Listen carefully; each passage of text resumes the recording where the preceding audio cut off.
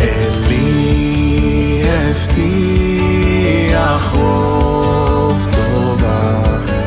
ברור תקוותי.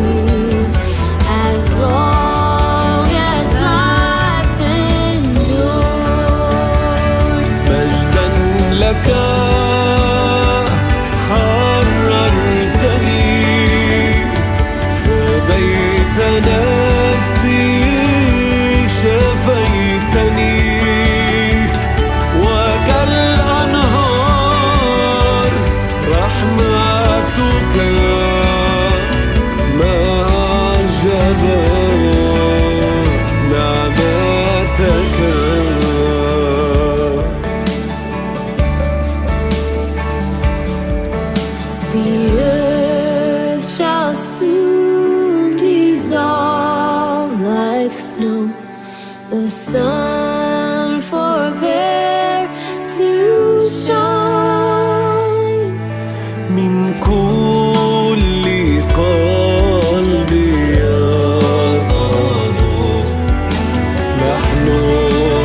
مدى الدهر كيف ترى شمي.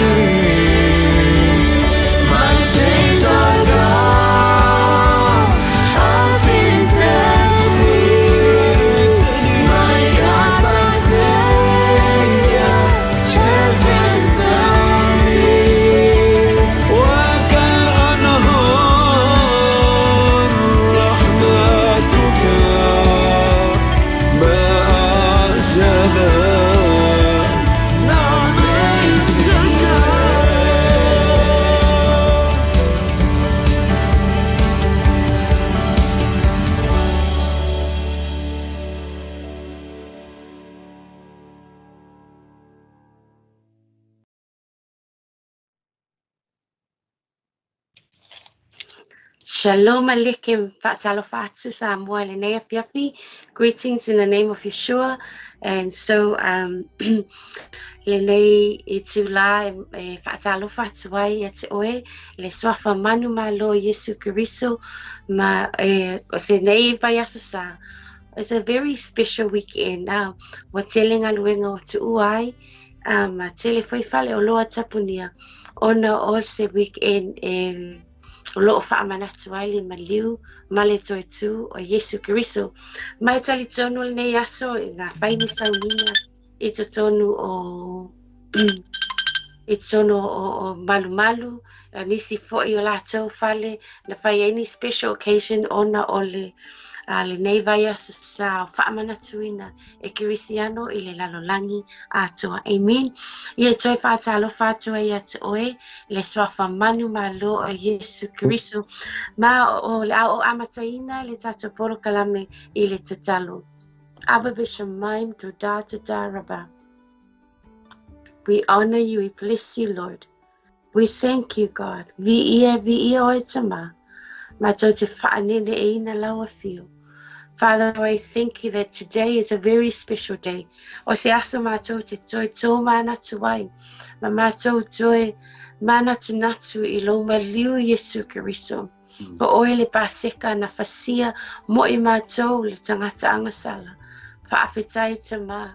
Whaafetai I lo tuina mai o lo alo pelo. Ala pele o Yesu Kiriso. E maliu ono I mātou. Father, so today we just honor you, we bless you. Mātou te whaane na oe, mātou te patipatia lo alofa malawanga le. Father, I pray that you bless our program today. Ele whaatala noa I nai fo'i, o mea nā tutupu le tuatama, ma le awina mai o loa le pelo. Pele o Yesu loa lo pele o Yesu Kiriso. Ina ia maliu mo I mātou. Whamania le tuatama le onanga le Global Kingdom TV channel. Whamania fo'i tama I lato umalava o mawhaio na mafuta mai le nei I tula. I pray this in the name of Yeshua. Amen and amen. Thank you, Lord. Vi ia oe tama, vi ia oe Yesu, whawhatai I le tua mātou te patipatia, le lofa ma le anga leo le tua Samoa, le nei I tula. Io te nei aso, o se polo kalame whaapitua, ono o le vai aso sa pa ia, e peo na tātou whaamanatuina, e tangata lava o Kirisiano, I le lalolangi ato, ona, o le whaamanatuina o le maliu ma le toetu o Yesu. Ele nei weekend. So this is a very special edition coming from our Global Kingdom TV channel. Ile o ananga fo'il por kalame a le Israelu o le nuu pa ia o Israel, the holy nation. Ma le nei la fiafi o lo o tātou mafutai ma se tasi fo'i o whaia ongo, one of the co-hosts of our program today. Ie whaatalo whatuai I lau sunga Sunia le nei a fiafi. Ia vi le tua nei a fiafi. Ma lo lava le soifua maua ma soifua malange ma I sunga foi fa fengainga lo fa pena no fa falele malu so se tafole nei la langi wa la vale atua mo no fina ngalo ia fa talo fa foi sa mo nei ya fiafi I lo pa ia mo lo malu ia tatu o mai foi le nei ya fiafi le ile tatu le se tasi foi fa poponga tatu por kalame lava o Israelu o le nu pa ia po le nu na filifilia ile atua e fa pena ona awala mai ai ma fa ailoa mai ai le atua le tātou te au nai ia e whatalo whātu nei a fiafi ia te utou lava e maise o mpaanga o le nei pol kalame e whapena lava o na whatasi mai ia so taitasi o popo taitasi ia wā lava le whaamalosia I ma le whaafia whalongolongo le upo le atua ina ia whapena o na whaamalosia I pia tātou tangata o tātou au nai le atua I le nei o langa ia whatalo whātu Samoa ia ia le atua le nei a fiafi. Amen. Yeah. Te whatalo whatu, Brother Sunia, ia se tasi fo'i o host ale por kalame Israelu le nuupa ia, and it's been a long time. Pai sina umi ia le I toi whelua e fo'i I lungo le ea ai whaafitai I le atua. Ua mawhai ona toi mawale avanoa e toi mafuta mai le toi mafuta mai ai ia le Brother Sunia. A wasi polo kalame whaapitua mo I tātou le nei a fiafi. So e peo na whai atu mo Samoa, se polo kalame whaapitua le nei. E le peo na masani ai a wau. Po kalame Israelu ia masani o si po asululu. But today, e whaapitua le nei whaasalonga po le nei polo kalame ona o le nei vai asasa e ese mai I vai asasa lava o le tausanga. E se vai asasa pa ia e peo na whaamanatuina lalangi. Ma o le nei fo iwa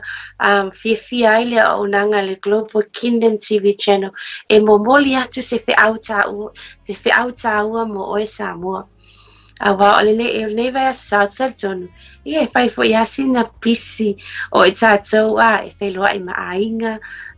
I pisi fo I sauninga ma mawhtanga whaale kalesia. Au le te talo o le punei po kalame. Ia maua se taimi e te maua iso awa noa panga noa o oe male atua. Te mā natu ai I le whiau tāua mo oe mā o le nei a fiafi. Mau te fia fo e whaelo atu. Ia o le sunga ia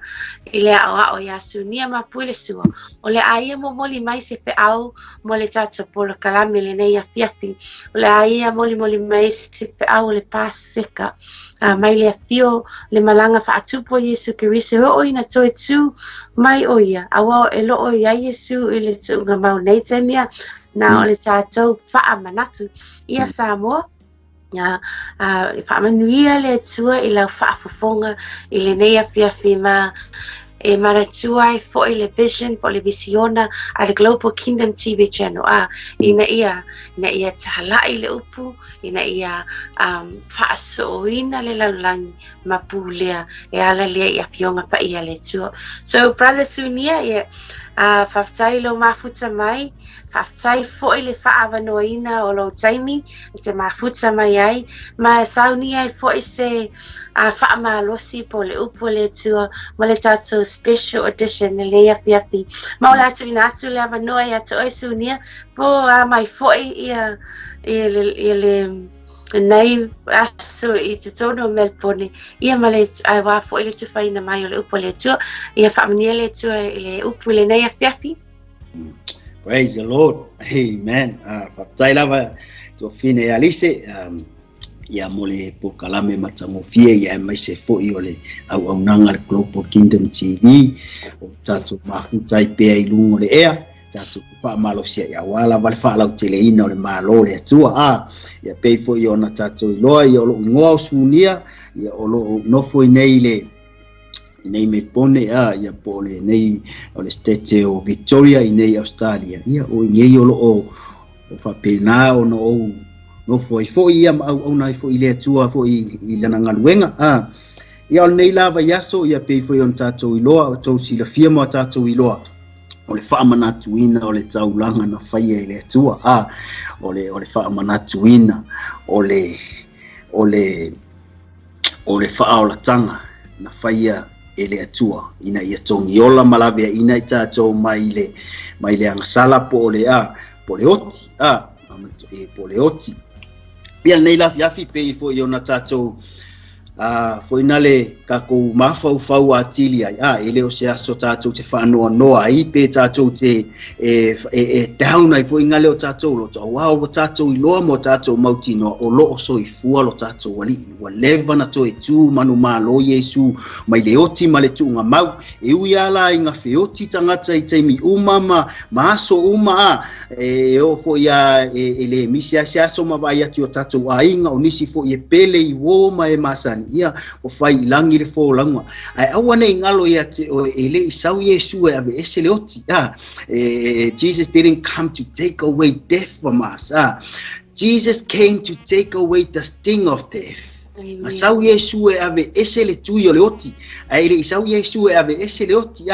le anga fai mai ai Paulo le oti o fea lo tui le tunga mau o fea lo manu malo ai se langa wa mangu malo Yesu le oti ma le tunga mau le ala ai ringe yaso wenga le pei fo yo fa malo si atu tato pol kalame ile nei afiafi ua toe tu Yesu o le aso e pei ala o nga kape e whanoa noa o nga o le mea e kupu le kako wa ai wha le tino fo ingale I le saua inga o le mesia po o le maa moia le atua ai o le tala fia ua toe tu Yesu le anga whai mai e Paulo le ka le sia Corinito fai mai o te fola tala lei ai fai tau Corinito tau po suma lina fo ilanga tala lei e lenga o sa tau nga ko kele kanga kai o mai le sa kaulo mako I kua ele la ko kele la ngonga inga le ma ngaia ma le sua malie o le toitu le ala fai mai e Paulo fai mai o le kala le lenga o fola ko ke ku mau ai mako wolai le a fo inga o mau a mai le ala e mau e fai kau fo ila le mo ko ni tom tau po sfuma lima le fai upu fai mai o fai makam fai upu to fai mai awana o tu ina antu ya te o to mea mua o mea fo ia na o mau fo ia na maliu ke riso ai fai kau fai mua nga fai mai Paulo le au soi o te fai lo atu ya te o to le tala lei o le tala lei e ke mau ala lo fai upu ko ruma le fa ngai fai mai ai na maliu ke riso masuia o to nga sala pei ona tusia na tanu foi oia ma toe tu mai I le aso tolu vai o le tala leila po le whaolatanga it's not only the cross but the cross death and resurrection wa le toe tu manu malo Yesu ke wiso le ala ka ko ke fia I pea ia so uma le ala ka ke fa mana tuinga le kaiminge le taulanga na faia le atua si kaimika o o kwai le mea ngale ngo fa ia tu le taulanga na faia le atua fo ila ngol fina ngalo le atua inga ia ola o ema ka ko va ai fo le tala ile tusi pa ia mai lava ile amatanga ina uanga sala tangata wa leva ngai le fina ngalo le atua ye le kaimi e maliu ai lo nalo langa ngapa lo le tangata na saule tua tono fa to anga fa mai akamu fe oi ai atamu senga o fa longo lo le o lafi ai le me tu ai sea mai tala atamu I am nei langa wa o tele no se tu low o tele no se tu low fa mai la yo le o tala fetalainga o le fa tau le upole tu fa mai ona fasi le o le manu ma avatu le pa o le manu ufi ai le tangata so o ingala le makafa aka mai se ia o mai le kene se tolu fai po suma lima pe o le mau la wiloa ma o le fa perfetanga o le fasi o le manu mo le fa ma ino nga sala le na fai ai le tu ai le ngata o le oi e le kai e ke felua fei ka nga i ma le fafingi o le kamala le finge nga ke solia lo au pau hala me olo kisi le muri vai le pau me olo pa ia le muri vai e makua I kwash e makua soli pala lo ulu el kamal finger le ala ata mai I le fina ngalo le tua ile fa sa lo toina po le labia ino le tangata na ia fai ai le pale li ona ngaluenga ngafi mai yala ia ele atua le mea lea fili mai ai fai mai le kala kuspa I ole mea ngafia wa ai profeta mai na mua ai nga fi mai ai le atua o mai le vai kaimi o fa masino nga fi ele atua se ia o mai vai taimi o si taulanga o mai vai taimi o tupo profetanga wa pese ai pe o nga pese I saia I le valo ia mai ole mesia alfa no ala tu tele iwa ai se ia o nga fa tau wina le afio maio le liutino tangata o le atua ma ke fai ale tongi ola mo o ma sa mo I ole e pe o se talanga fo inga le ka ko ke mafo fa wali nei vai aso pe ona fa manatu ina ele ngata fa manatu e tangata I utai ole vai aso pa ia e mai se foi tatou ke wisa no e wo fa tua ile tua ma e wa matu atali tonu le maliu male toi tu ole tatou wali o Yesu ke wiso e ma ngalo ai tatou wanga sala ai ole ngela fi e fa au ku o pe fo ia onga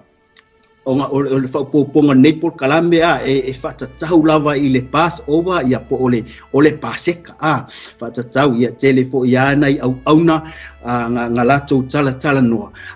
pa o nei fiafi we just want to go through the whole week pa wale mea le como fai koi e como fa makala kala kule ngei vai yaso meang kukupu maka mai ai le aso sa se ia o mai le aso faraile ma o atu le aso sa le aso na toe tu ale tatu ali faula po le a se fe au po le a fo se fa malo si au mo o ma usa mo ne fiafi ai se langa ole taimi neila ole fiafi neila tatu tala noa I se fa au tunga fa pea ole ma moya le tu vai tala Ioane behold the lamb of God take away the sins of the world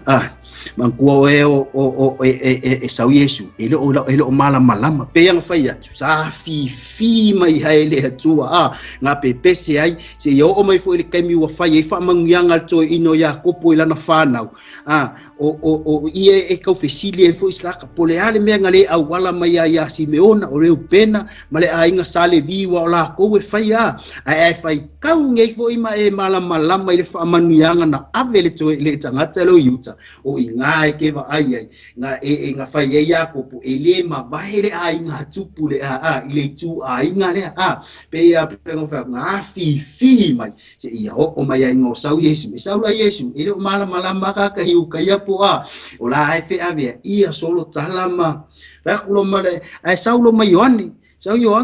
Ioane fe ku lo male au yukai ai au skaula nga male si yo ko fesili la ka lo Ioane e ke mau ai le Ioane mtau pu mua po inga ya ko fe me Ioane ele o le Mesia ele o I am not the Messiah mai lo male o ela o se profeta o Elia oi mai mai Ioane o le leo o le alanga I le mau I am just the voice ai fai mai o kokongu among you o ngai ku waile kangaka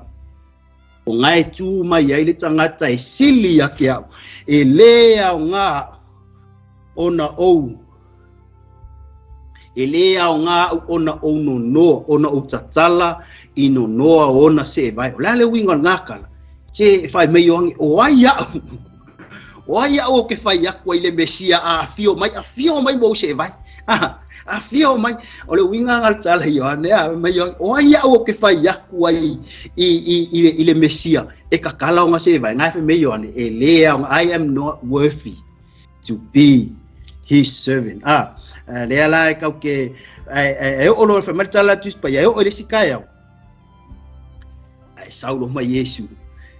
sau mai Yesu afa mai lo mai yong kilo piong o upu piho it's like a expression word for ingale like look intensely for ingale mai behold the lamb of God that take away the sins of the world so le so la ngi le la ko ke fa manatu wingai de ma moya le tua ngake ave esea ngasala le lalolangi ia le tua nge ya fiaf pe yanga kalangoa mai ai Isaia 5:5 ai fai kau ai fai mai na fa sa waina o ia sa tinga ina fo o ia ai le tau tala mai o ia e pe o tamai ma moi wa taita ina ia fasia e pe o le ma moi fo i luma o e sele lona fulufulu ua fa lolongo ia o ia fo i wa le tau tala mai na kilo mai ai Isaia ai yo ga ai fa linga mai ai Isaia ile ma moele ale tu ai ngakele ai ka ngu yo vai kai mia ai fa ko fio mai Yesu le lua feta usanga talwai o ia ole ma boy ale tu ia la ngei lava Yesu le ara ka ku kala wa ile ma moele ale tu pe fo ya onga fa so atu nisio au na le tua ile feta lainga fo ile le tua fa ya mose man tua o le nei lava tau saminga o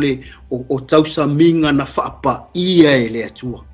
ele o se mea nga sa ngofo asesi maka fo ingale le ai o holidays ngai po tau saminga ngai o mea nga fa pa ia na feta lai mai ai le tua e kakau o nga fa Aoao o nga kako fa manatuina pe maka mai le kaiminga feta lai ai le tua ya mose ngai ke mau le soto sfuma lua pe fo yo fa so ai le telo au ia ngai fa ile tua ya mose ia inga wa uma malaiva ia le ala ngau oilo le mala se fu mai lo le tua ia la fasia le mang e fa sa loto ai le tangata fa sa loko yo ko wa mai le no fo polonga ile nuu o ai kupito man tua o pe yo fa ya o le na vala aule tua na filifilia ile tua tangata yutaya ina ia fa ai loa mai ai ia te to ile la langa na o peia o Yesu o le yutaya ia o io le ma moya le tua na te ave esea anga sala i la langi pe fo er tato por kalame o Israelu o le no filifilia ale tua ia ai ka ko ke yo okula i le awa winga o aso kaikas ia wa so fine ya Lise po o neia fiafi ia po ia leli amen thank you pastor brother Sunia mole tau moli na mai ole fe au mai ole nei ai tula ai pe o se fa poponga ona o le whenga tuai le na whaamana tuai e mose ma le whanaunga Israelu ia le paseka le na fasia le mamoe le na fasia ma ai ele i o esea o le nei afi e pe ona tau moli mau moli mai ina brother Sunia o le paseka le o le atala no ai tatou o le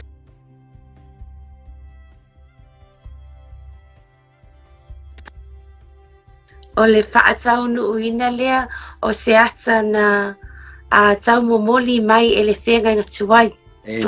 wana whaata mai le whaolatanga le tua. Lena na fasia le paseka le mamoe le paseka le na aya le whanaunga Israelu. Ai tatu o mai le whenga ngapou o whaatau uina e Yesu nisi o tau saminga ia na manatu e whanaunga Israelua. Le tatu te o lela o le a whaaso my brother Sunia. Ili nei vai aso sa ua whaamanatuina. Ona ua whaatau uina Yesu. Waleto e o i tātou e whasi se mamoe e abia ma paseka mo i tātou. Waleto e o tātou. Ao Yesu ua abea ma paseka mo oe mao. Amen. Ia aile isa wa Yesu na whapea na sawa maliwa. E iai ni mea na tutupu ile fio mai o Yesu. I peo olona malanga whaatupu. Ia peo na maliu malona toitu. Ia peo se fiso soani na po se whaopopo na o le whaatau uina lea e Yesu. O le nei tau saminga. Amen. Ia ai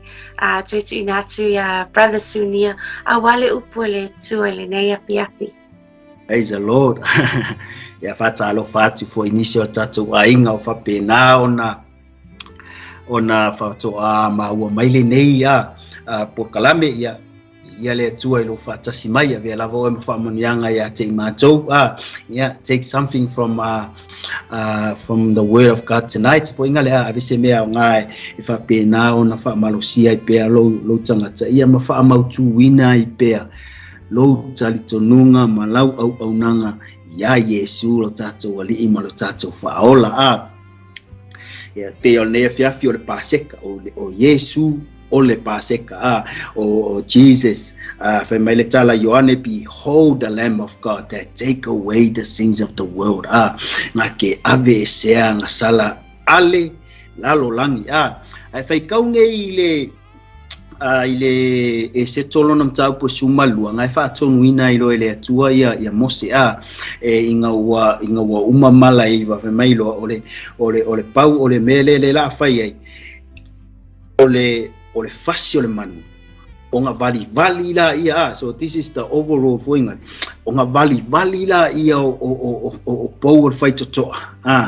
e sau le angelu le oti enga ke fasi oti uru matua ai kupito fa apela ele ese toto e vali ingai onga foilengo rongo winga ele so poloa la le angelu pa o kongu o le fale le vali le toto o lai ai e tangata Israel e kolu mai kau mai me ia fa mole ai fai kau le soto na sumalu te e kolu me nga e kau mai le soto sumalu ngai ai e tangata Israel o ngai ai le tino le manu fai mai o ngai tunu le afi ia male melo ngalua o ngai ai male falawa ile fa feteina ia male melo na tolu ole pizza herbs ole afoilingo ole la au ona ngai inga ai fai kau fai mai ngai o kokongula le ole fali e fai kau mai le ata le la nga ole faata tanga le ole mamoele ale atua le ai fio mai nga ke fasa o loto pe fai ale taulanga ina ia ola i tangata umo le lalolangi mana tua oe ai fai kau ai foi mai tala tuspa ia fai mai inga fai mai le ia fetala inga le tua ia mosi fa pe ai fasile mangu ai kele fa akasi ai ngai lua longo inga ku fa akasi ai ngai lua ia tofu sia le tangata ia makua i umale le manu ia au fa mai au ngi ia se me fa inga ia fa le au ngai inga longo inga ia makua i ma ia fa le manu le e faia ile le e fasi ma avelo na toto e vali ai fa mai la yo tala tuspaia o totonu o ai tangata Israelu i totonu o fale ia wa uma ona vali o le faata tangale o le fio mai o le mamoe le atua e fa pena ona fasi ma fa umatia ina ia ola Oe ma, le alaga ko le fiafinga pe o fa makala kala inga waso ka ikasi o nge vai aso. Inga ye ngofo mala malama i foi. Pe ai se a foi ua ave ai Yesu mama moya le tu o le ale mea ua ave ai Yesu o ia o le paseka ai fai taunga i le Ioane lo namtau pe suma lo ua fai pumua mua ngai fai mai a ole ai to e ono aso fai kau le Ioane lo namtau pu suma lua ngai fai mai ua mali watu Yesu i petania a o to e ono aso i le fai ai o le paseka sai ai la salo na oti na ia toe fatu ya te ia na ye oti o le kala kuspa ia ngai nganga fai mai ai a o toe ono aso i le fai ai o le paseka. But I just want to refer you to e sotolo nam tau po sumalua ngai fai mai ele tala tuspa ia le mta ile fai upo e tolu fai mai ia o rua fai atu ile fa apoto potonga uma o Israelu ia fa ape atu ole aso se fulu ole nei masina ia ta itasi ma ila to malana tama ima moe i ainga ole aso se fulu ole fai mai le tusi e Ioane to e ono aso o le paseka le fai mai le i fai mai e se ole aso se fulu e pu ele mamoe ma fa pena ona fa pele fai aulo fai le fa wolfat le fai tawina fa pe a fai fo e to aiti ainga ele ma fai ona uma sala to tama imamoe ona fa atasi ai le male ua tua o yola ainga e tu sama le fai tawa fa e tangata ia fa tatau le tama imamoe ma tangata la to te ai ia sao ona le leila o to tama imamoe o le po ai tasi lona tausanga to te au mai ai ile lafu mamoe po le lafu fai mai la yo tala tuspa ia to te tausi se ia o atu ile aso se fulu male fao le nei masina o na fasi lea mai tau mai o le aso se fulu male fao le masina o le aso nga e fai ele paseka e fasi ele manu ai fai mai tala tuspa ia ile Ioanes fumalua ai fai mai to e ono aso ole fai mai wa maliu atu Yesu le pa i Petania ai to e ono o aso ile paseka lona winga o le aso valu lenga o a Yesu i Petania ma mafuta i mala salo ma ona tua fafine fo man tua fo tanga tele la salo le to fa tu e Yesu mai oti le na to fa tu mai Yesu le fa mai Yesu wa o le ali o le maliu wa o le maliu mal to tu o longo winga o Yesu e pule le ola mai oti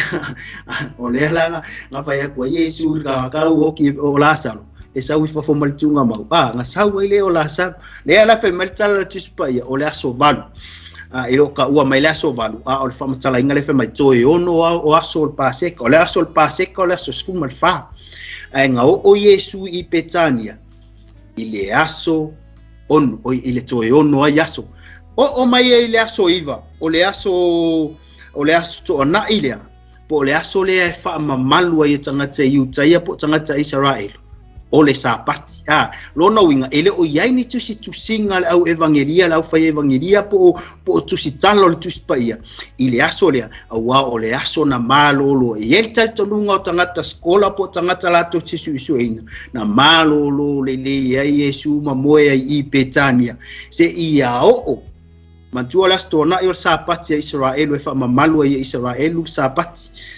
se ia o mai lo le aso se furu le anga kako fai kau ai ile e soto se fulu malelua le nga fai ile tua ya mose o le aso se fulu e pu e tofu ile inga male manu e fa apele man tua mai o le aso se fulu e fa penga o nga pu ele manu le inga ma fa apele o le aso le yelta tonunga male ausu e su al tuspaia le aso se fulu na malanga fa atupu atu ailo tato wali na ia ti ele asini ma ia ulu atu i totonu o Yerusalema na ia ulu atu ai totonu o Yerusalema aisea lango Yesu o le mamoe ale atu o io le mamoe ale atu na te ave esea anga sala ale la lolangi so o mea la nga le na tupu le sale te nele ka ko ki fa mga kuingo le sao pama o le aso ngo mai e tangata ma fola o lato lava it was a big parade ma fai ele parade ma ala langa tangata sana man tua fo yo le wingo le upu sana o le save us my save us sana I mea pito lunga ai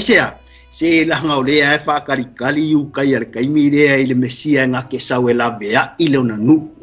nga ke fa fengo ilo ai fa kau ile ngaluenga lom tau pumuamua o le a fo ia Yesu le langi ai ko fesi le au so ia Yesu so ni la ya lu au ha fe e ko fu ka ile malo ya o ha fe ke ko fu ka ye fo langa so se bana tua oi tu manga tangata yu tai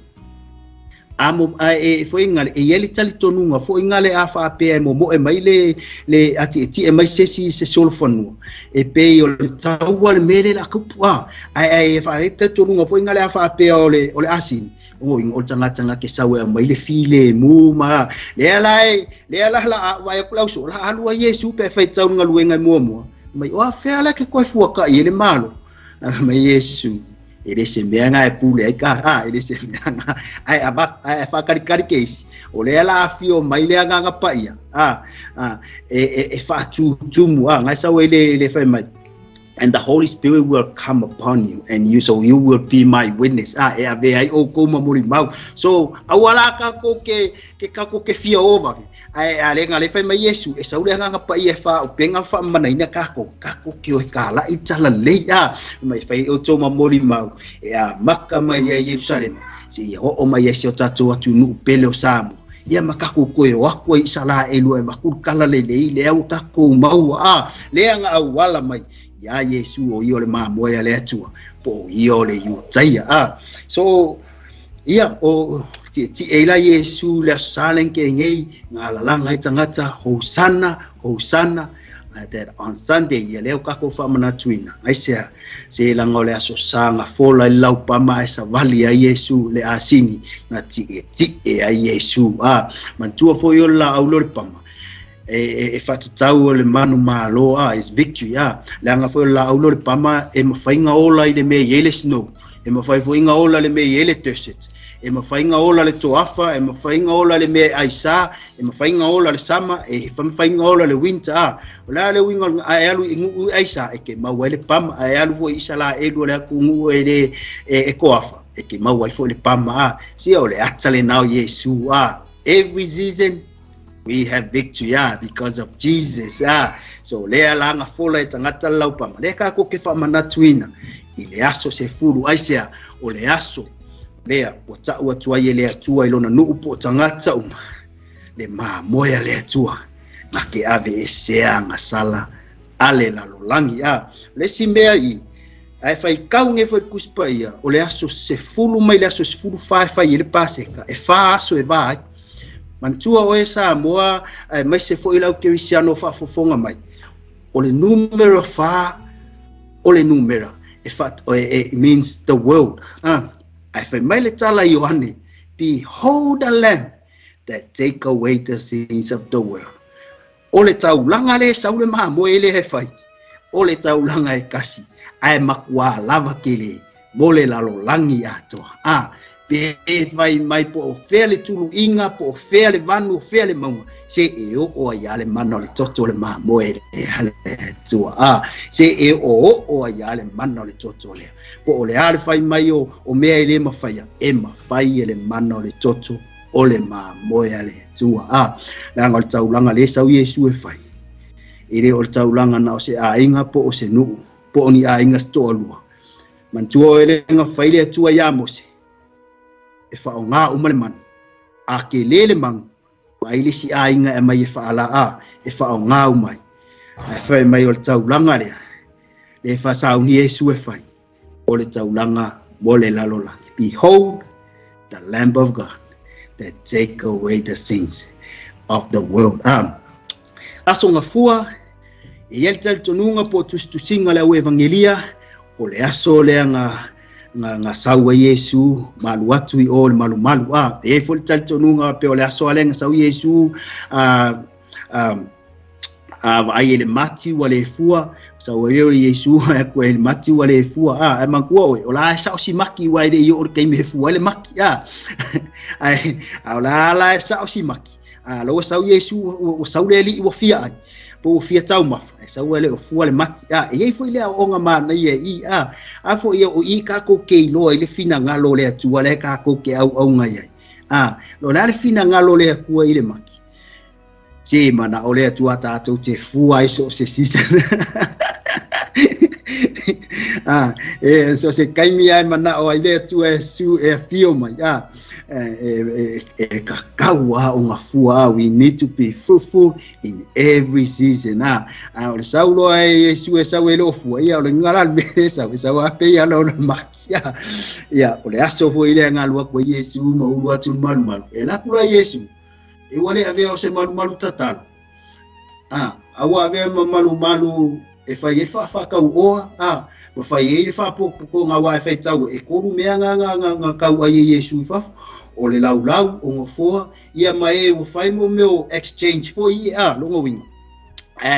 o ka ko kelo le fina ngalo le tu ai anga kua oe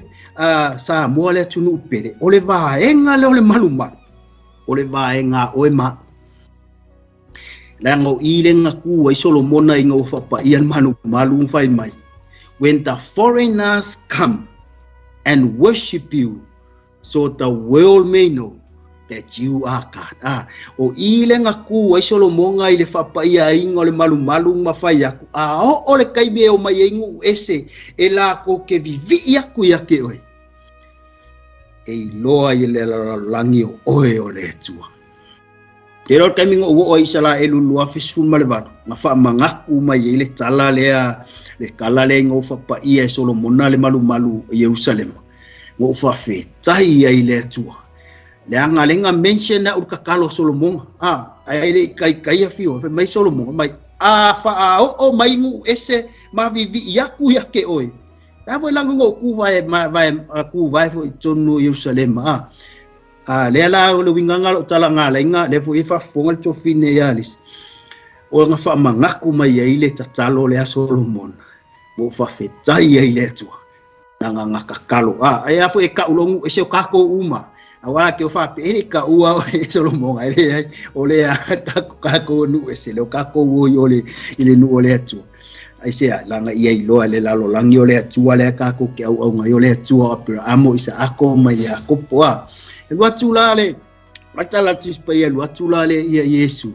ia wa eseme o I kongu al vaenga le vaenga monu ese o le fa ia fongo fa nga kengi le wali ia fa masingo ngala wali ia ko fa fundraising ala wali ia wa vai le ia me yo fa kongo mon mat wa fa nga kengi o ngale wa fa poko ka kai nga ola ko wa fia ai ia wa ngofo ya lesi ya wale winga o le tanga no fo wa ngofo ya lesi mafa masingo le olanga o lesi tangata ia ala ku Yesu ia ola fo fa Yesu fesu ya inga ku pe lo winga no fundraising me ye fa wale ese akala akulo Yesu vai mai o le fale tatalo mai o le simenga ka ko ke vai ai le yo ole I fa o le no poponga le nga ia sau ai nga ke ko fa mau ku me ai sia le anga yo le ma mo le tua so o me la nga kupu le aso nga fua po le aso se full tas o le masina o nisani po le masina le ana atofa ele tua e fai ele tau saminga le nei o le paseka po le pass over tu vo el Passover o paseka sa mal upu Passover ia fa malama tu fo Lise au na o le pasiloa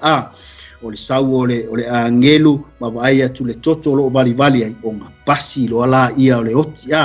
ia pe fo ia tatou o le kaime ke kalia Yesu ke riso eve mo wali I mo faola e sau le oti o pasiloa ia ia la ina tatou oti le tino e uia langa kawanka ko woki ave mai Paulo ile kusia kalatia nga fe mai ele ko e ola o ke visole ola tonu ya te ole oti le fa va ia le la pasilo pe a fai ia Yesu I lo langa ma lo langa pe a sauwina oile toto le tamai mamo ina ua e talitonu fai maltala tu spaia tu Roma fai mai a tautino na maliu ke riso matoe tu mani manumalo ona hola ila io oe ia ole meanga kupu le aso ngafua aso lua le iltala tu spaia fa pe fai kaun matai o lua tolu o lua ngai fai ia o onga na o Yesu ke le amenga o Yesu I le foi ngale ile kelo me ai maise e pe foi la le ole tangata foi ngale kele nga mea nga ave ka lengi ai fai kau ngai parapos ia Yesu e kala ngoa I le aso lua le wa tu singa mata yo ke vai e foi le I tau poe to se furu e whakakau uma e alu ko e sau e ke va ai e fai tau e malamala mai ia o le aso lulu la I le aso se furma le tolu ele ai fo tu singa ale au evangelia ia si o mai lava I le aso se furma le fa o le masina nisan le ala ka ko ke fa manga kuinga le kai mingei ia tu na tu le to fine yalis ia po la fo se si e ko vai ia ma ko e fa tula ia o tato por kalame I le aso se furma le fa ia po le aso ona fasi ele manu mama ole ma moya le tua na te ave seanga sala la langi praise the Lord. Ia a whaiwe whiwhi le tua ne whiawhi ia mai sau pati vi ia le tua amen ia whaatalo whatu fo I wo paanga o e mawhai o na mafuta mai ne whiawhi ia whamania le tua lo mafuta mai wale whai o na laulau inatu tau suafa pa ole te talo o lo whaamania ina o ele upu le tua ne whiawhi just listening I le momoli mai ina ele tata whaia o ngana ne whiawhi ia le saunia yu Yesu e maliu. It was a very busy week. Ese le pisi o le vaiaso lea na I o petania o petania o le situ o le maungo o live ia lena malanga whaatupu mai ia na toe ola ia le toe fo I atu lea ia whetau ia mane mati ia na Aoao fo Yesu tonu malu na ia na ia Aoao fo masasa ia whaalongo tata I tonu le malu ese le pisi o le nevei and I always think of the disciples Amen. Le taimi fo ina well o le malanga Yesu mai mana soa but o lai wa sila fia Yesu o le alata e lona taimia so na Aoao na whaatonu Yesu I ona tangata ao sauni Yesu e maliu mo oe mau ia le o mai le aso se fulufa I le whenga inga tuai whamai na whasia ai le paseka na whaapele ina e a inga taitasi aloa tato taunu mai I le whenga inga fau o Yesu ua whasia o ia o le paseka ua atoa it's enough for the whole world amen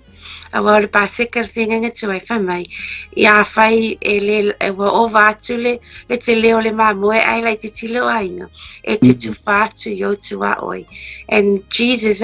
he died once ta sere taimi na maliu a Yesu I love uma le lalolangi atoa I le paseka na saunia behold the Lamb of God whauta I le mamoe o le atua amen over to you brother Sunia. Praise the Lord. Yeah, fatalo fati for initial tato ainga. Tau fato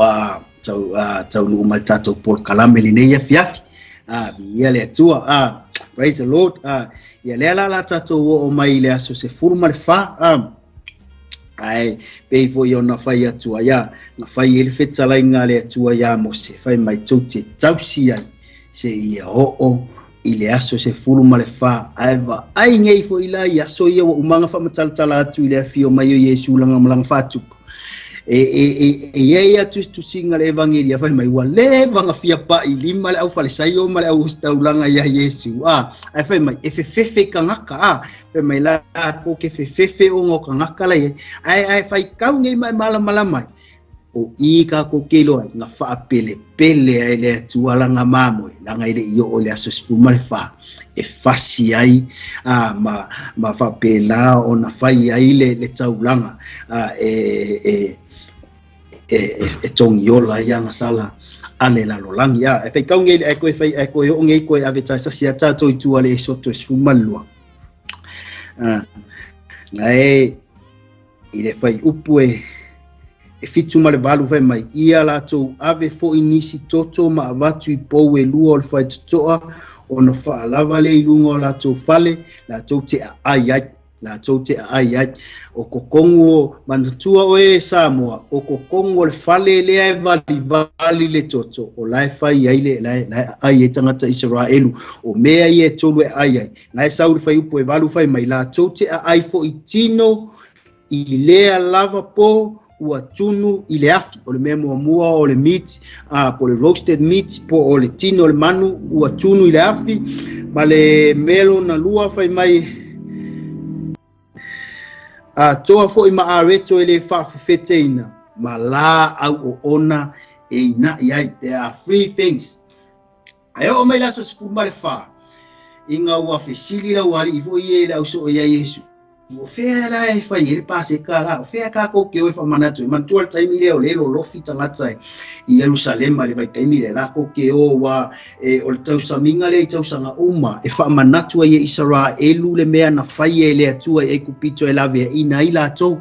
e whamangaku ala Israelu ai o mai inga wasau Yesu wa iloa e Yesu o ngakai o yona time e fesila kule wali Yesu o fea la e ka koke o e whamanatu e mai Yesu koke o I kokongole ai e yeile tangata la nga ke amu like he carry the jar of water like yeile tangata e muli ai le kangaka ngai carry inga le pakeke vai mai muli ai ile tangata so it's really ngale ole makuama ngai ama le matautia fo ia nango inga suye Yesu le fainga po le fainga le paseka po inga nga suye Yesu le famana tuina le paseka o ia maona so le pola le aso skuma fa mantua le aso skuma fa o normally ya e fasi ele manu leo le mamo e fasi ele mamo e ma fa e lunga fata ma fai ele tausaminga ai ol polea suye Yesu le fainga le tausaminga nei ol paseka me mai tala tu spai e lunga le afe I lunga le upper room le mea le nga fai ai le paseka po Yesu nga fai mai ngaia tango ai ile areto ai fai kaunge ile luka lua ai mai se foi ngai fai mai ele tusia amo mo ko nito mtau pu eskumata singa kalango mai Paulo fai mai o le lava po na fala taina ai oia na tango ai oia ile areto na tango ai oia ile areto ua ia tofi mai ia avatu nga uma foi la ia wakango ia ile ipu o fea ngai ngafo ile ipu o fea ngai ngafo na ia vatu mai ia vatu fo fai mai do this ia fai ale nei me ma fa manatunga o le pola le la sospuma fa wa le la wa ke wa ngofu mai fesiri mai ia fa pela o le la wa ka kaula nga fasile mangu le aso le but o ile la ka ko va ai ele o se fina ngalo le tangata na maliu ai le keriso ele o se fina ngalo ele o se pule ale tangata po ni pulenga Roma po ni pulenga a tangata o si taulanga al peo yana yeka yafa malona tama his father-in-law o ana ngai ke mau mai ele o le pule tangata yanga maliu ai keriso ai o le pule ale atua langa fai mai le tala Ioane fai mai behold the lamp of God longo winga ole ma moya ale atua longo winga ole pule ale atua ole pola ale la so skuma fa pe ona fai atu na sui ai ele atua na sui ai Yesu le fainga le paseka ai mai kawange there were only two elements ngale lua me ngai le pole inga wo fai Yesu le paseka ole areto male toto male waina ole toto ole ata ole areto pe on tato loa ole ata ole tino Yesu o vai ina aisea ile saua yo le toto e nga ke fa pe nga o le taulanga mo o ma ole o le ata o le toto o le waina o le ata o le toto Yesu nga le lua la elementi e mention mai ele tusi pa ia le kokongo le kusi pa ia le nga ia le pole o le paseka ai va ai mai ngeila le ata le samo ile pole le ka ko ke fa pe wa ka ula nga fasile mangu le pole le asole le sufa ai nga sui Yesu I say it was Jesus himself that hold the bread. And when you imagine, ai mafau fau ai fa le nganga ia o Yesu o ia o le atua. O ia o le atua. Fai mai le tala, and then he hold the bread. Fai mai ua ia tofi. Ua ia tofi. He break the bread. I say, fai mai le tala tuspa ia, Jesus is the bread of life. Amen. So it was Jesus, he himself, God, break the bread. Tofi. Le reto. I say, nangole fina ngalolo le tuale ka mo faye a wala kui. E uia la inga fa atino e tangata le sawa inga ma le fa sata roina le tutu iona lima I fao ma le sasa I sasa. Au ile nga fa atino e Yesu. It is his Father's will to break the bread. He broke it and he says, this is my body. Do this in remembrance of Jesus. And then he took the cup and then he said, this cup is the new cup of the covenant, of the new covenant. Olona lava finangalo na fa malingi na ilona toto. Mantua Yesu o le atua. A olana pule le anga ia whakaika inga ilunga le aparum ngake wha ai loa mai. O le pule a le atua. Na maliwa ilo nalo. Po le maa moe le atua. Na te ave e sea nga sala. Amen. Amen. Even in the Old Testament, as I said before, I fight kaunge le tusia e soto. E kolu elementi ngai kokongu. Fai malitala ale tusi pa ia. O kokongo le fale le vali le toto o le ia tangata Israel o lo a ai le tino le manu o lo tunu le afi ma le melo nga luolo ia ile a reto le fa feteina ma le melo na tolu o lo o inai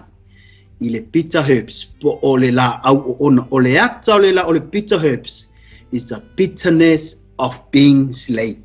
o le ata o le la au ona o le ola ile anga sala. Le ata ole o ona ole nofo polonga ile anga sala. Peia ona nofo polonga o Israelu mahoi totono ai kupito. Fe maitala tuspa ia ua fai atu le tua ia Mose ua oula ngona le oi olo unu.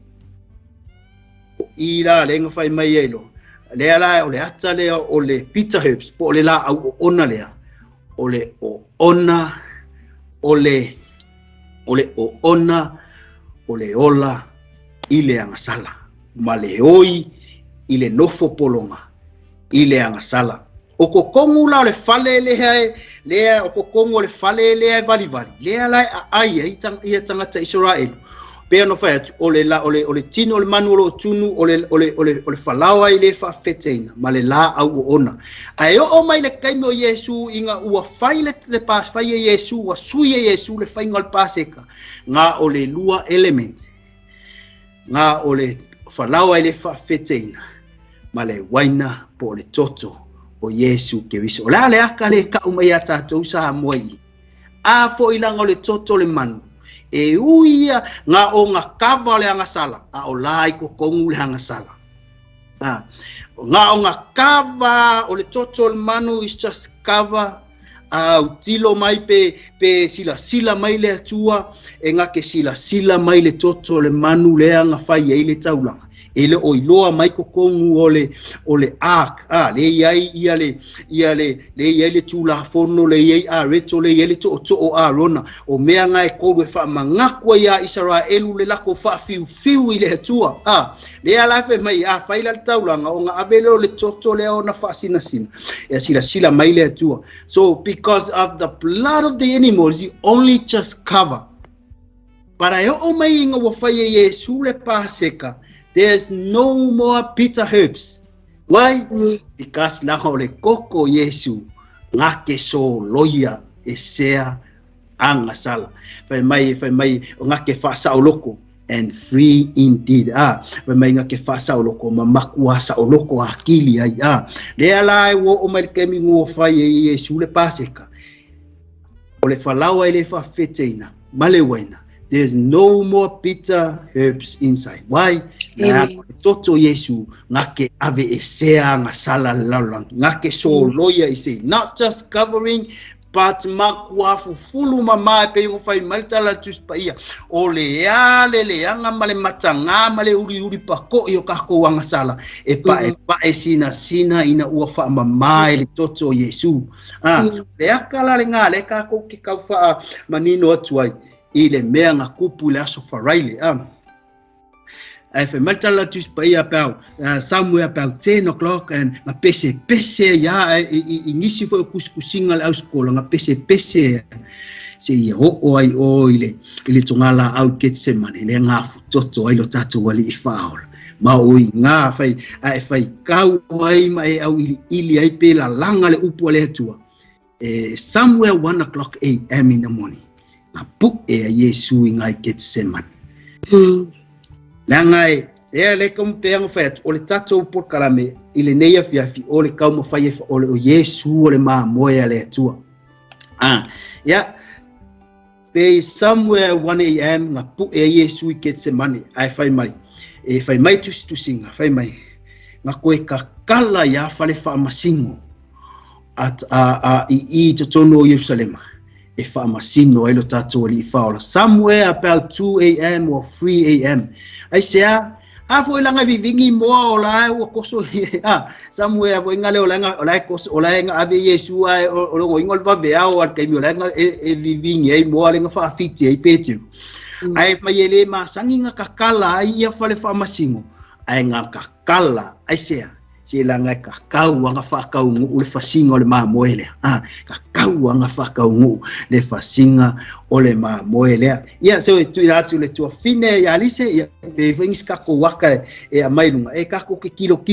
ai le yo o mai le vainga muli tatu te o atuai ile upole tu le ne fiaf. Amen. Thank you, Brother Sunia.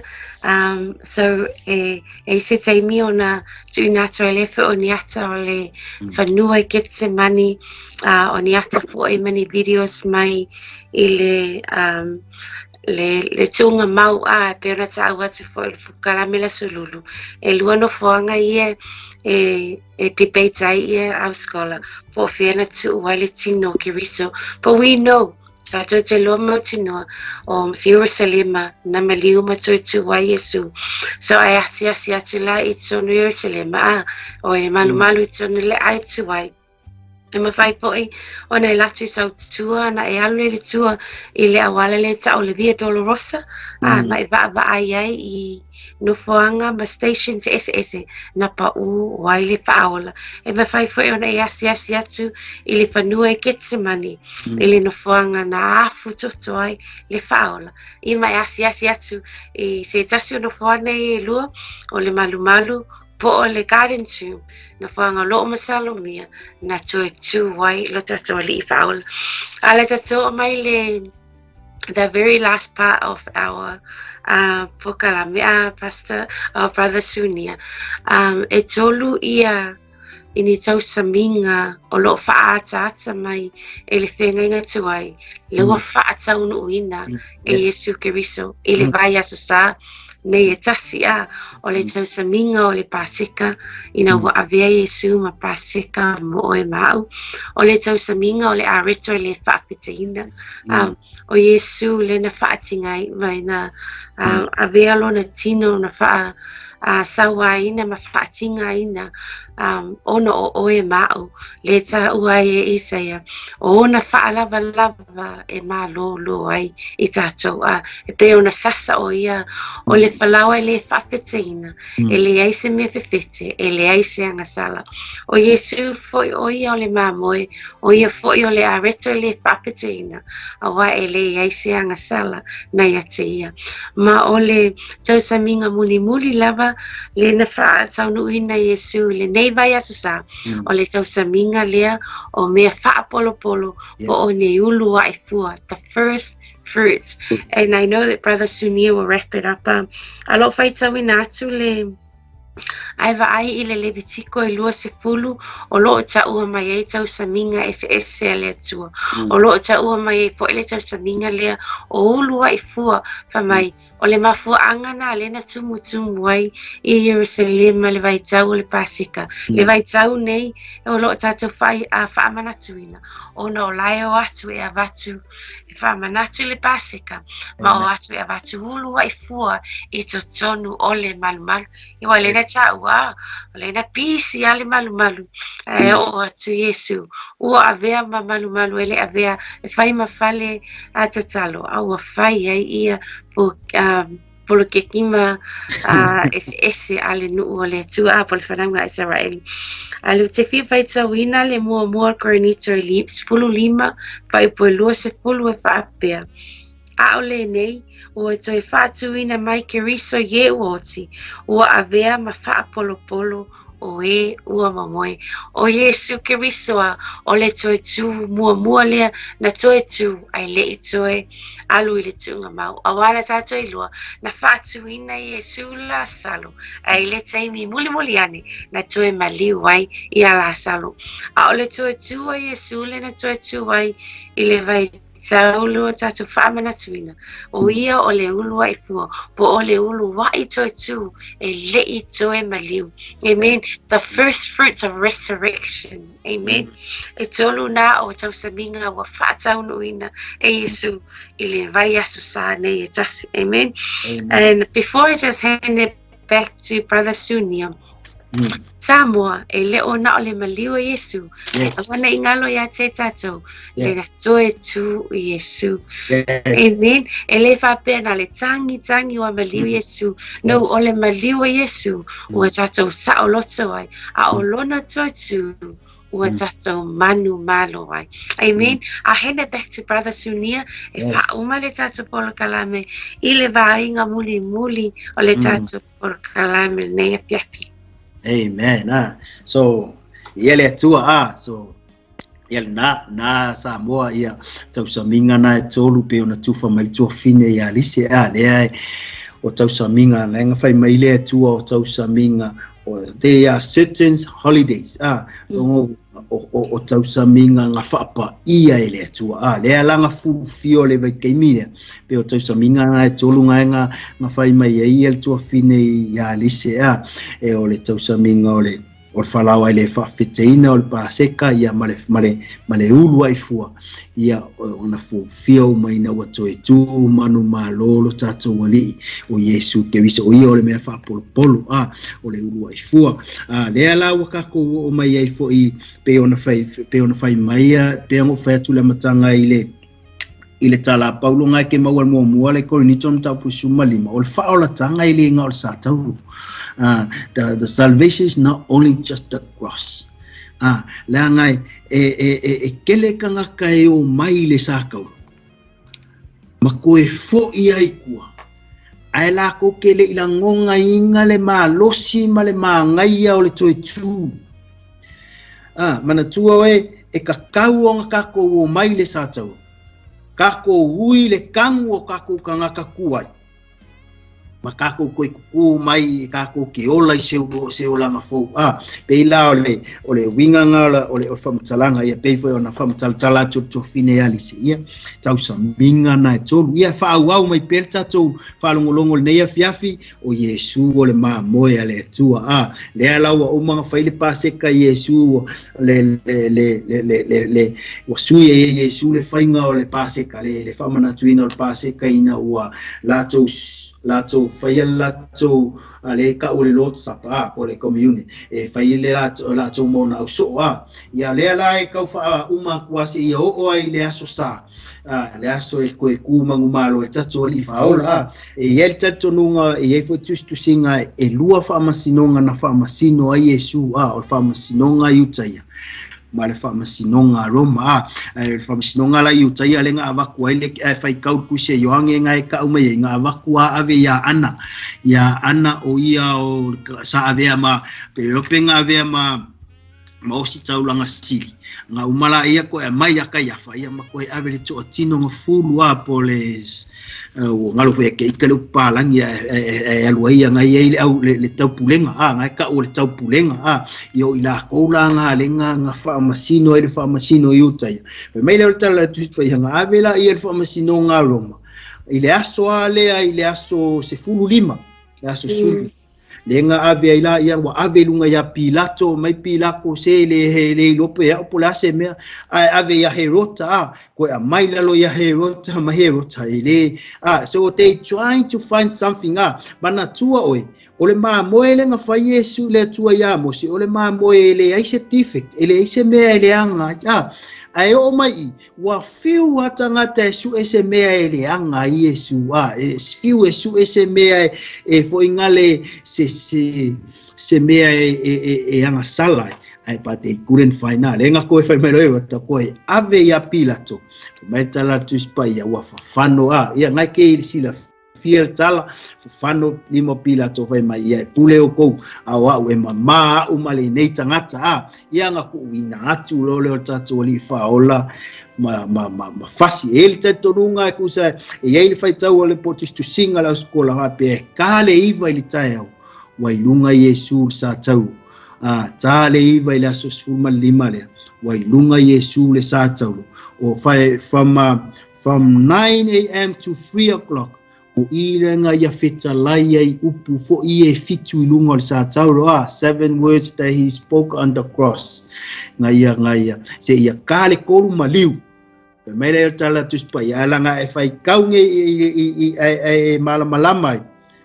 e avele tino Yesu le tunga mau ia se kai fo ika ko vai aka ai le ikale ongo le afiafi e makai fo ile sa pati ayutaya le mata ile sa patse yutaya ya le lang ko ku lo Yesu Keriso ile aso sa le ala ka ko ke fa mana twina ile aso sa eto tu manu malo lo tato wali yo Yesu Keriso o io le mamoe ale atua na te ave sea nga sala la langi so le nei lava i taimi o tato fa mana tuina o lona maliu ma lona toe tu tato yaifo ele o se fa noa ele mo ia o le tato fa mana tuina o le maliu ma le toe tu le maliu o le tato o li faola ai o le fe au mo oe ma ele o koe maliu Yesu o ka ko wa ka kau nga feoti tatou wa tatau na tanu mia i tatou ngai fe mai Paulo le lua le kalatia e lua fai upo e lua se fulu fai mai Aoao fa sa tau ina fa tasi ya umakirisi ele o koe o la o le oki la le ngā le manga o le ai se fe au fa le nganga mo tatou fulu vai kai o wa ka ko ke ilo uma ele o koe maliu le tatou wali o lai ka o le o ka ko fa karikani le kai me fio mai la o lo so fua o ia fa mai la Paulo ele o koe o la o ke viso lo o ola i tonu ya tia o le ola fo ile o ke ola I live by faith. Vema ole ola lo ke ola o ke ola ile fa atua. I fai kaunge fai sumal kasi ole so tona sumalu. I just want to finish it up with the Exodus. Danga o idenga fai mai fai ole so tona se furumale lu. Fai sumal kasi. Nai fa pe mai ia fa pe fo yo no to ai. Au to surunga titi ia fusia. Ma o to se e o to se vai. Mo o to yo o to lima to te ai faata alise o le pa seka lava le ia Jehova o le pa seka lava le Jehova vai mai e koke ai pa you tak la mai ku o ko ofu to no sunga titi fai mai ia fusi o ko fusi pau ile fai pu suma kase Mau ko se vai, ia mo o to. I say, eat and ready to go. So, if I pay half, we say, we celebrate at the same time. We are on the journey because Jesus is coming back. We live by faith. As Paul said, mangkuo ole aya ka ngaka I tsonui. Ai lo making wapeo ese yale so le So it's the same as us. We live by faith. Just accept Jesus Christ. Talia Yesu eve mo wali imo faola efu se me fa penga fa mafa ilo mafa fa mafa finga tai lo langa au na ile tua e mafai ele mano le toto Yesu o io le mamoya le tua ngake ave le sea anga sala mafasa o loto itato all we need to do is just accept Jesus Christ and submit ourselves unto him. I'm ready. Live by faith. So God bless you all. In Jesus' name. Amen. Yes, mo le upu na mo oile nei afiafi le upu fo e mo e mato ai le I fa o mai le polo kalame o le atu le avano nei mo oe a fai wa e fietalia Yesu e we fia mana o etalia Yesu e via mali ma fa o le lo lang wai pena ta o le to fai a nga e le ofti fa alu pe a fai ta to tele talia le mamoe na fasia mo oe ma o la ofifia e fai upol nei te talo a fai wa e langona e fai lo loto le meolo e ai e to e fia a vatu lo wola e whaangamo Yesu e te fia talia Yesu e a vea ma li ma whaola e te oe e whaatai mai upol nei te talo te maa whaapetai la upu o whaalongo ai whaapetai wa a vea lo alo Yesu Kiriso ma moe na fasia mo au Sai wa velo walo Yesu Kiriso mama buena fasia moa. O te tautino atu o le tangata angasala. Te tautino atu o tangata angasala. E whaamangalo ia te au. Whaamangalo ia te au. Le nei tu la o te whiriwhiria i ia vea o Yesu mo walii mo o whaawala. Nei tu la o te whiriwhiria ia vea o Yesu mo walii mo o whaawala. E pulea lo o nei o langa. E pulea lo nei o langa. Ma ia whaanga mo o Yesu. Father, I just pray o ilato umalava na te talo le nei te talo. Mai le taele o lato loto i e fisosoani a te lato ina ia lato maua le amatanga fo a wawa e tu sa loto pa tu sa loto ina I mato uma lava mai le anga sala o le lalolangi sa mai e whaamanuia ia ta I lato uma lava mai e fisosoani lo anga pa ia I le lato whainga malanga le tua wa amataina mo oe le nei vai tau. I pray this in the name of Yeshua. Amen. Mafaila wa etalia Yesu e avea maumali I faola e tolu lava ni me taua e fesosoani at oe mumua o le faitau o le fionga pa ia le tua e faamalusia o e lona lua o lo tatalo lea I le tua. Amen. O le tatalo o lo tala noa lea I le tua lona tolu I e saha ili se mafutanga o lo o ina ile upo le tua ina I e fesosoani I ate oe malo savalinga le nei afiafi ia whaamania le tua ia te oe Brother Sunia mo le atu le nganga whaapitai ono le taimi na whaava noa ina e le ngatai le taimi na e saha ili ai le upo le tua ia ma le nei afiafi I le momoli ina o le upo le tua for our very special edition whaapitai fo I Samoa I lo mafuta mai I ma lo whaalolo mai I le nei afiafi e whaamanuia le tua ia te oe ai le I whaumahina I tātou se te talo ia tu inati a Brother Sunia ia pui momoli ni o na lo whaanga ai le I whaumai le tā porkalame le nei afiafi. ia le atua o lo fatu fa ia te uto uma o paanga e mai se wo mai masani o le tino ke riso o lo fa penao na vea fo le nei au nanga e fa penao na vea mo paanga ia mai mo mai ma wa lava le fa malosia i o tatu tangata i le upu le atua e fa malosia i pelo tatu au na ia fa fitai lava i le fisoso ani mai fa fitai le fa longo mai ia fa manu ia tele le atua o matu tatalo ia i le ngalu atu le nganga pa ia e fa penao na fa malama atili lo fina ngalo upu o lana upu ina ia fa penao na fa malosia i lo tangata. We love you all and God bless you. Amen, amen. Ia sa moa o le se me wha umai le porkalame. Ia te mata mai foi, i se pese o le atai natu, ai wha alu atu ni ata mai Jerusalema, mai le garden to ma o le au whai wina le tata porkalame le talo. Father, I thank you, we honor you. Whawhitai tama, e lau upu na so e whaamanati e te mātou le tāua o le whaamanatu i nai o lo maliu malo e toi tu. E whaamania le tuangane na whaia o ngaina le upu e lea tu maulau whaunga e te ia. Whaamania fo i le tua tama i a Pastor Mike Masara ma le aunanga le Global Kingdom TV channel. Whaamania fo i tama i o mātou tangata o Samoa ma whai o na maputa mai. Se mea o iei lātou. Father, we honor you, we love you. In Yeshua's name we pray. Amen. Yeah, whaamania le tua I lau whaafongai Samoa, ia ma le sauni atu ai, le whaamanatu ina o lona toi tu, I le aso sa pe au lia, I le alofa o le tua. So from us here at the Global Kingdom TV channel, le onanga foe por kalame o Israel o le no pa ia the Israel Holy Nation, e whaamania le tua I lau whaaponga. And God bless, shalom, shalom.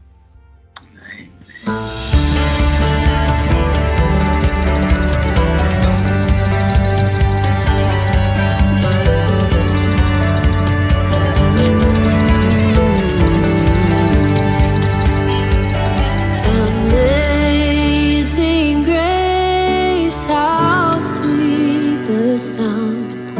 that saved a wretch like me. I once was lost, but now I'm found. Was blind, but now I see.